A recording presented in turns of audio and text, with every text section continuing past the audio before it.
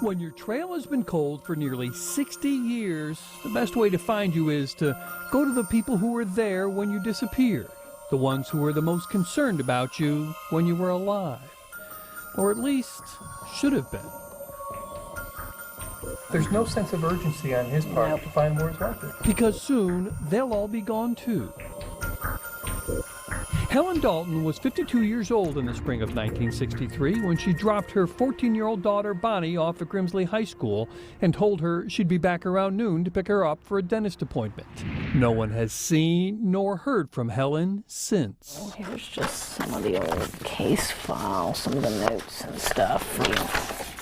It's not just Greensboro's, but the state's oldest missing persons case. She had no reason to leave two children at home. There were just no indicators. She had no reason to go off and leave. All of the officers who investigated the case in 1963 are long gone. So are most of the people they interviewed. The two key people who remain are Helen and Don Dalton's children, Bonnie and her older brother, Don Jr. We found Bonnie living in the Triad. Hi, may I speak with Bonnie, please? But she wasn't interested in talking to us about her mother's disappearance. Said it was too painful. I actually had... Retired SBI agent Mike Wilson is a veteran cold case investigator who says that's not uncommon. Sometimes there's not a lot of interest in a resolution. It's an emotional pain that they don't want to have to go through again. Bonnie's brother, Don Jr., though? My sister wants to forget the whole thing.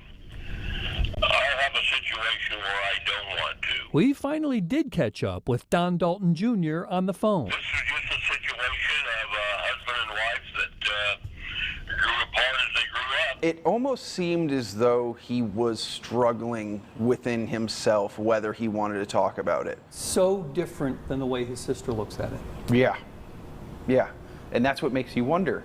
Makes you wonder how much Don and Bonnie knew about what happened that day in 1963.